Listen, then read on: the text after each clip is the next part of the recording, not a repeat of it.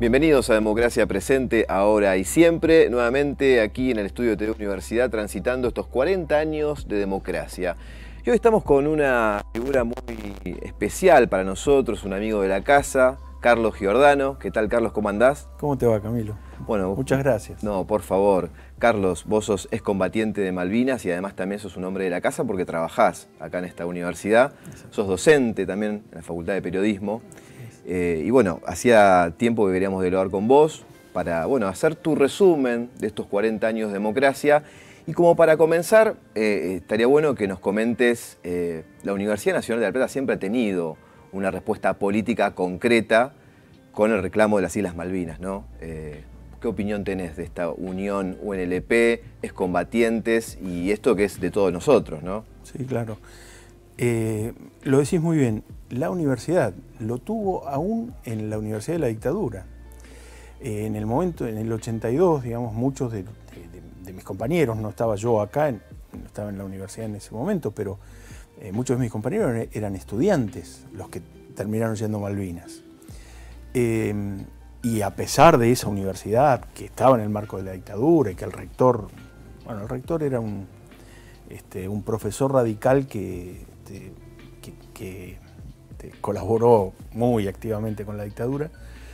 Pero bueno, el tema Malvinas significó un movimiento también en la Universidad de La Plata y hubo como un cuidado especial. No había nada de contemplación con los estudiantes en aquella época, pero en particular, la guerra de Malvinas duró 74 días, es decir, las ausencias fueron 2 meses y medio, 3 meses. Entonces se hicieron planes de recuperación para los que volvieron de la guerra, les hicieron así condiciones especiales. Hoy casualmente estábamos recordando una comisión especial que hicieron para excombatientes en la Facultad de Ciencias Económicas. Pero luego, digamos, avanzada la democracia, digamos, y con el periodo de normalización, como pasó con todas las universidades, el primer tiempo, nosotros no teníamos lugar de funcionamiento. Estábamos en centros de estudiantes, los compañeros nos prestaban lugares, había toda una efervescencia por reunirnos y tratar de ver qué hacer a nuestros 20 años.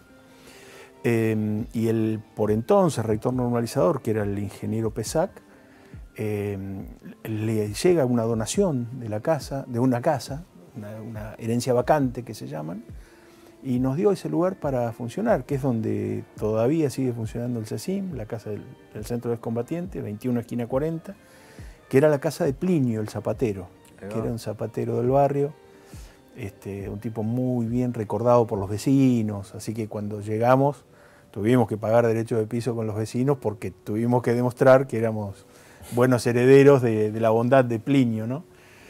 Pero luego la universidad siempre tuvo espacios receptivos, por decirlo, más allá de que entró en las generales de la ley lo que fueron los primeros años de la democracia o la deriva democrática, digamos, de los gobiernos, primero el alfonsinismo, después el menemismo, donde Malvinas tuvo lo que conocemos de la historia, pero la universidad siempre fue receptiva, receptiva en términos de lo que los excombatientes le proponíamos hacer y, digamos, podríamos decir que con un promedio crítico de lo que había sido la guerra en sí. No fue una entidad como asexuada con respecto a la memoria de lo que había pasado en la guerra. Fue crítica, más allá de que la universidad, nuestra universidad, todavía queda en algún bolsón perdido, en donde la guerra de Malvinas tuvo alguna aceptación vinculada con lo que fue la decisión de la dictadura. Estamos viendo acá en imágenes el Instituto Malvinas, sí, ¿no? Claro. Es un ente que también está parte de aquí. Digamos, vos recién mencionabas al CECIM, ¿no? También como uno de los grandes organismos que hay acá en la ciudad de La Plata que agrupa a los excombatientes, el centro de conscriptos, ¿no? Sí, claro. De las Islas Malvinas. Y queremos empezar también a que nos cuentes esa historia, ¿no? Porque la llegada de las islas aquí al continente, a la ciudad de La Plata en tu caso, y ese inicio del CECIM, que algunos dicen que nació en las mismas Islas Malvinas también, ¿no? Sí, claro. ¿Cómo fue Sí. ese despertar, ¿no? O sea, juntarse acá, ¿no? Primera aclaración, yo no estaba en La Plata. Ajá. Soy cordobés de origen. Ahí va. Volví a mi pueblo, a La Bulaye, y después, el 19 de noviembre del 82, llegué a La Plata y ya soy platense por adopción, mis hijos, mis nietos, etc. Pero por supuesto conozco toda la historia, porque a poco de llegar los compañeros me invitaron y me hicieron hermano del CECIM rápidamente, no podía ser de otra manera. Y esto que decís es así.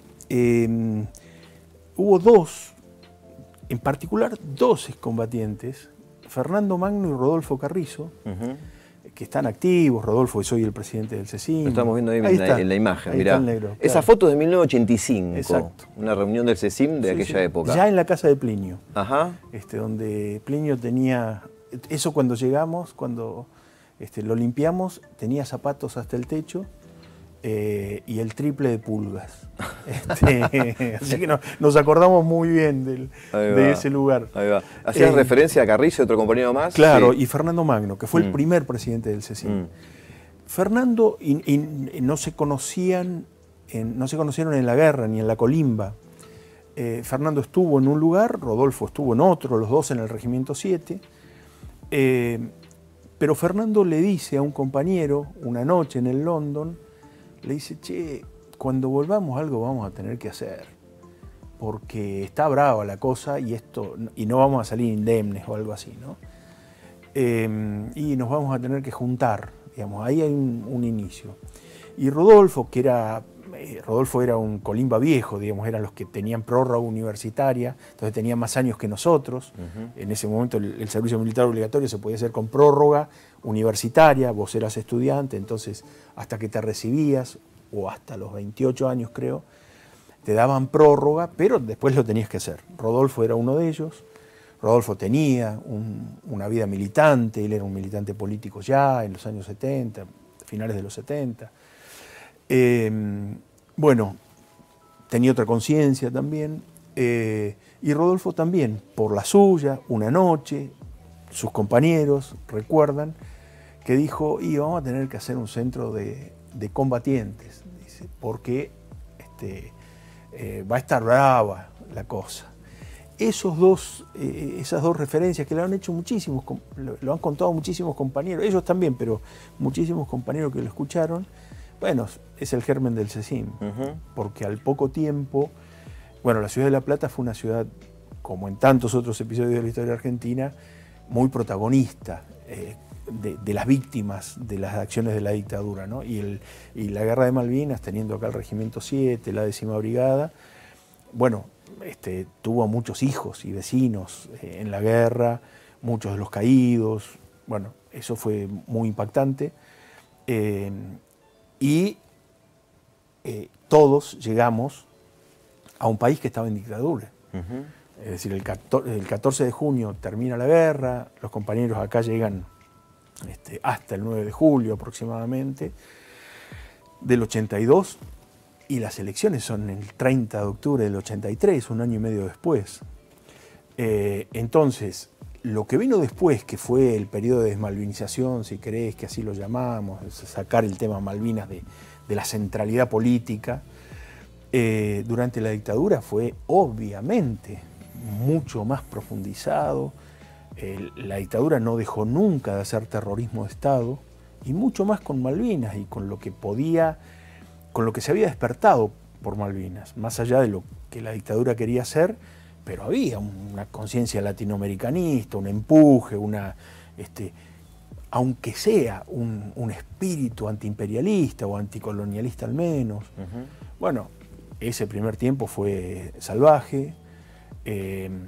Por supuesto, los servicios de inteligencia estaban a full y con mucha potencia. Entonces, todo ese primer tiempo era de mucha ebullición, pero también de una represión. Claro. Ni hablar de una marcha, Me imagino que al principio quizás ustedes se juntaban una manera de contenerse, ¿no? De hacer fuerza entre ustedes. Pero después también vino una lucha particular al CECIM que fue por la pensión, ¿no? Porque el Estado reconozca lo que había pasado en las islas y que, bueno, haya una compensación, ¿no? Por todo el daño que hubo ahí. Y ese fue el camino de inicio, pero también el CECIM después como que tuvo otro viraje, ¿no? Ligado a los organismos de derechos humanos. Y esto que decís vos, siempre una ideología y una conducta política, obviamente en contra de lo que fue la dictadura militar, cosa que no pasaba con los veteranos, por ejemplo. No, claro. Primero, con respecto a las pensiones, cuento cortita, pero una parte de la historia. Nosotros al principio estábamos en contra de las pensiones, porque políticamente definíamos que si habíamos hecho algo que era merecedor de algún reconocimiento, que el Estado nos reconociera, que no había que pedirlo.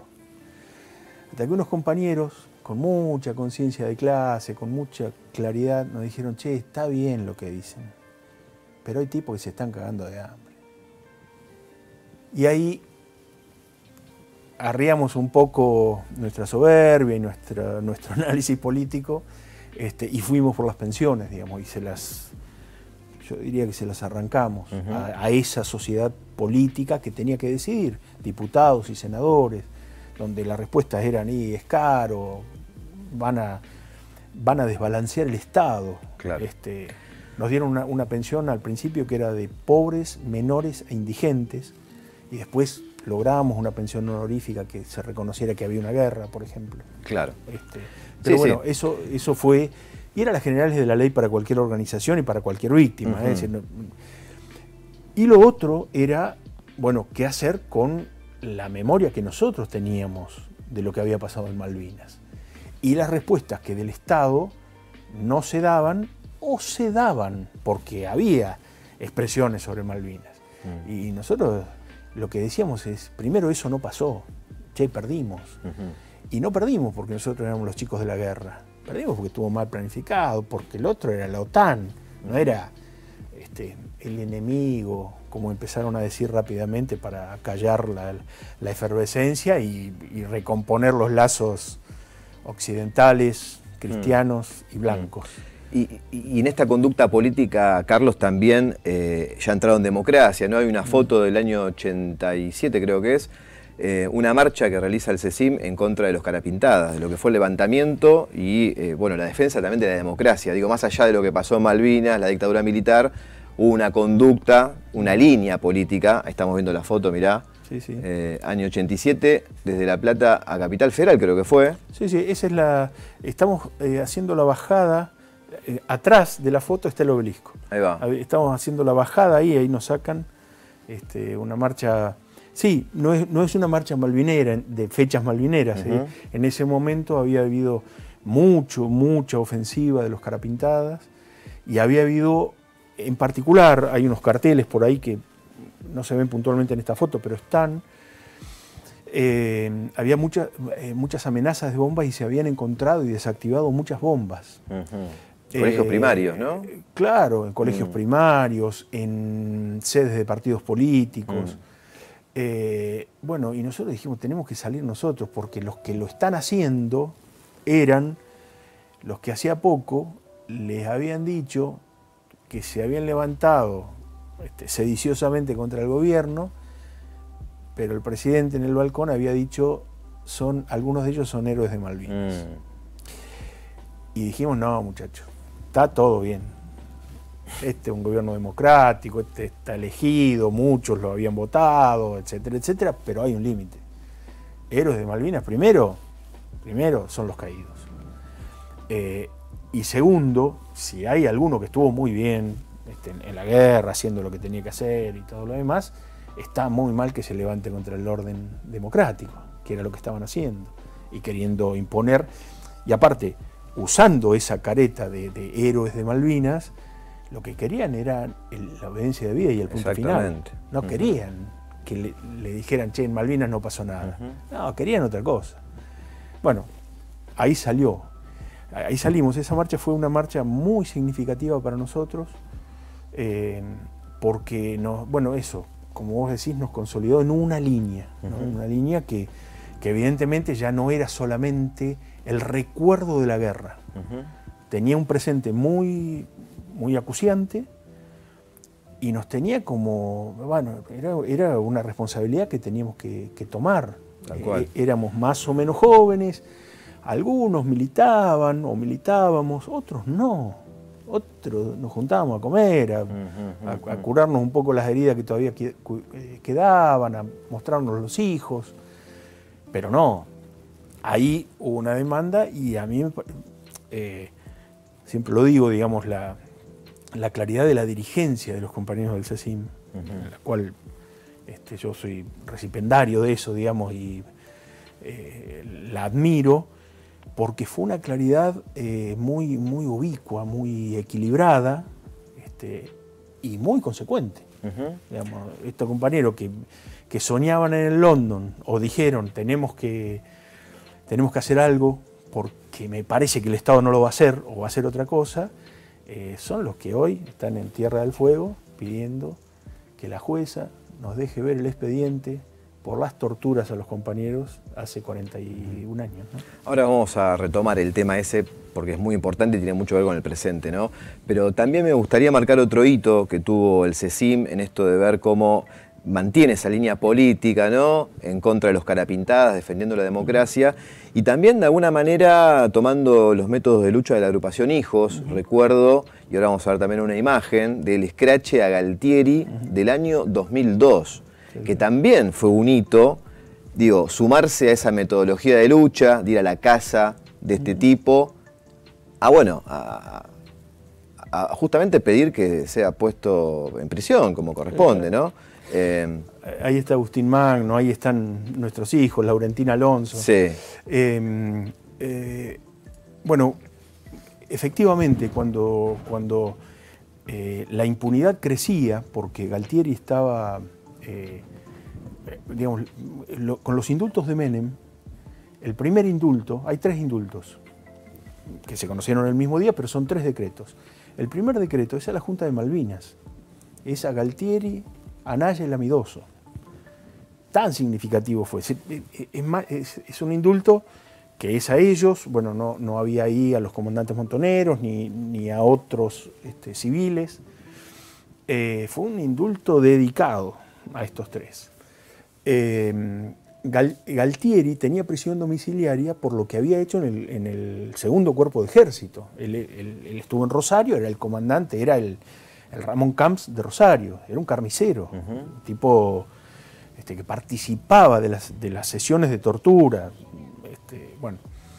Entonces tenía domiciliaria, pero no por Malvinas. Entonces él, ahí en Capital, en su domicilio, salía protegido por el barrio. El barrio lo bancaba y lo ocultaba y no dejaba que lo fotografiaran. Pero siempre, viste, la historia de los pueblos es extraordinaria. Bueno, un repartidor de diarios que estaba muy enojado con Galtieri porque era muy avaro y no le pagaba los diarios. Entonces por pijotero. Por pijotero lo denunció. Mirá vos. Bueno, nos enteramos porque era casi un secreto de Estado, pero era un barrio que lo cuidaba mucho. Y allá fuimos. Bueno, y lo que hicimos fue no avisarle a nadie, ni a los medios, porque era una de las figuras que cuidaban mucho los sectores del poder. Bueno, y ahí, esta fue una serie, después lo escrachamos a Menéndez, al que había sido gobernador, después a Mabragaña, a varios personajes, pero este fue muy impactante porque lo que pasó luego es que el barrio, no sé si por culpa o porque algunos se enteraron quién era ese viejito canoso que andaba, vaya a saber, no nos pusimos a averiguar nosotros, lo repudió y no lo dejaba salir más, es decir, hizo efectiva la prisión domiciliaria que no hacía el Poder Judicial. Ahí va. Y no lo dejaban salir. Claro. Bueno, salía la mujer, hacía las compras, pero a Galtieri no. Y mucho tuvo que ver entonces la movida esta que hicieron ustedes, según Sí, duda. sí, Sí, el ruido, sí, más sí, que nada. y la tacañez. Y está muy bueno esto de, vos marcabas ahí el hijo de un compañero que había hacer la imagen, y es un poco también la imagen del CECIM hoy en día, ¿no? Como los hijos de los excombatientes, nada, también participan y le dan como un vuelo, una renovación juvenil a esta lucha, ¿no? Sí, mira, viste que uno se siente inmortal, pero cada vez menos nosotros.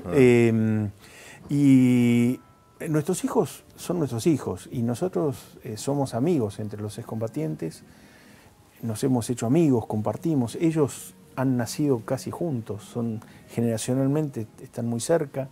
De estos que miro acá, estos que acabo, ahí están mis dos hijos, está Agustín Alonso, está el Negrito Garrizo, que tiene un programa en Radio Universidad, está ahí Hilda Ballina, bueno, está Matías, que no es un hijo de un excombatiente, que es un amigo de Martín, vecino, bueno, sí. Todos ellos son amigos y nuestros nietos, sus hijos ya son amigos entre sí, juegan a la pelota juntos. Hay algunos de ahí que me dicen tío. Una familia, una gran familia. Es una familia, sí. Es así. Y nos hemos... Bueno, y ellos vivieron, es decir, no vivieron Malvinas, no tuvieron otra oportunidad. Es decir, íbamos al centro de combatiente con ellos, íbamos a las marchas con ellos.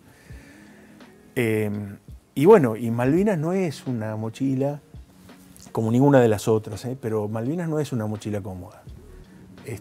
Y nosotros no preguntamos, se la pusimos entera, digamos, a la mochila, con todo el peso, con todos los traumas, con las pasiones, pero también con los dolores que nosotros tenemos y provocamos también, ¿no?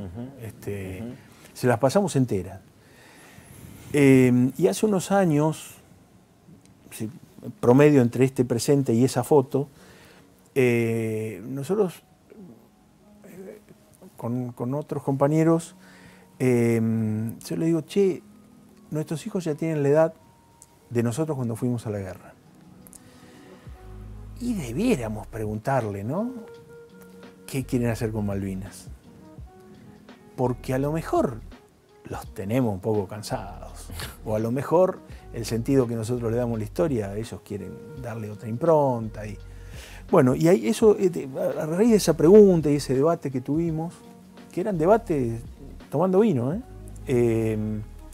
surgió una película de ellos que se llama Nuestras Historias, que es un documental, se llamaba Nuestra Historia.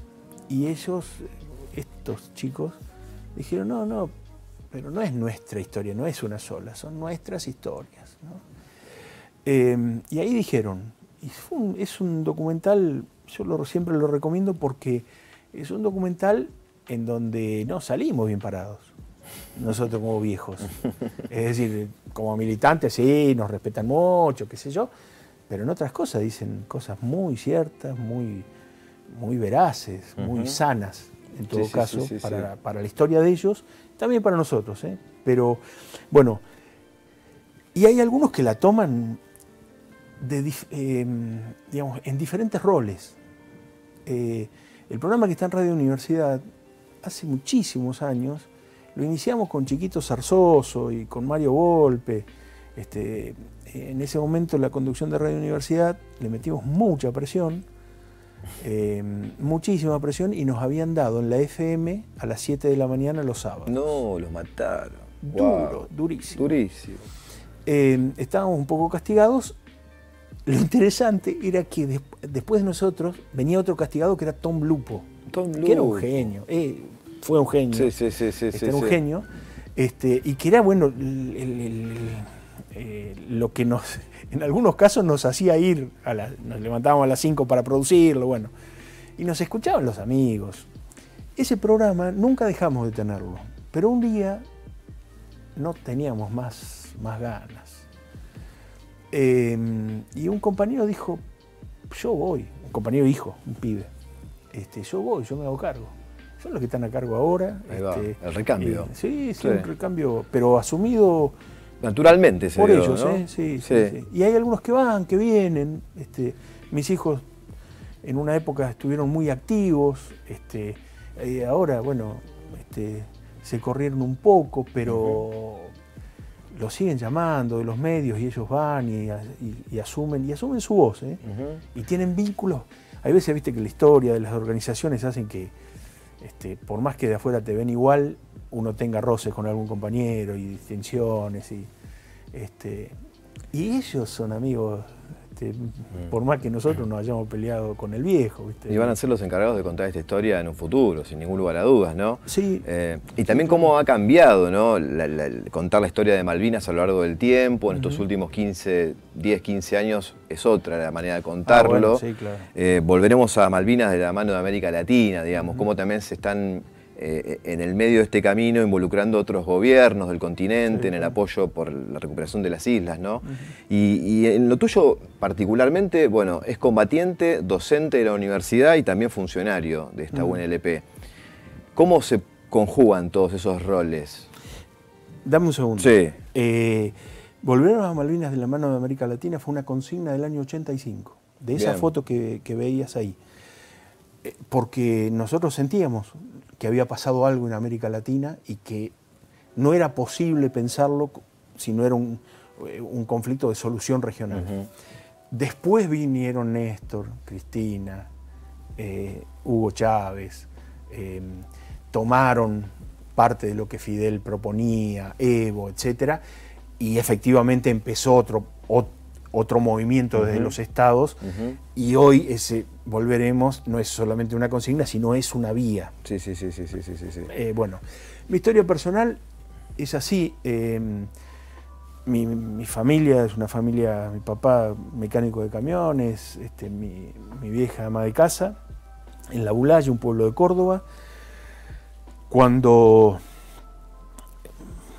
se enteran que estaba en Malvinas y que estaba en la guerra, mi viejo, que era un viejo, yo nací cuando él tenía 54 años, había vivido las dos guerras, la Primera y la Segunda Guerra Mundial, llama a la familia, esa familia de Thanos, viste que todos los domingos se juntaban 40 a comer, y llama a la familia y le dice, bueno, el Carlos está en la guerra, y a un tipo que vuelve de la guerra hay que conseguirle laburo, porque si no, piensan boludeces y quieren volver. Me lo contaron todos mis primos, mis hermanos. Así que yo llegué, mi viejo que estaba afilando discos de arado en el taller de camiones, bueno, nos abrazamos, ese primer momento, metió la mano en el bolsillo, sacó un rollo de plata que le había guardado, que a pesos actuales serían 20 lucas, más o menos, que era todo lo que había podido guardar, y me dice, bueno, hijo, andá a saludar a tu madre, qué sé yo, hacé lo que quieras con esta plata.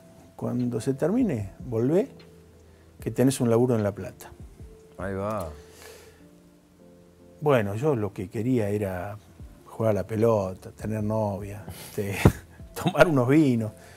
Bueno, las 20 lucas, más o menos como ahora, me duraron un poco tiempo, aparte un poco mano suelta.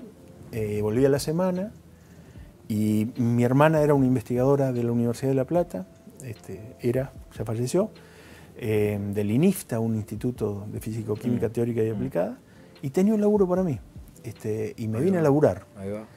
Llegué el 19 de noviembre del 82 a La Plata, el día que La Plata cumplía 100 años, eso es un capítulo aparte.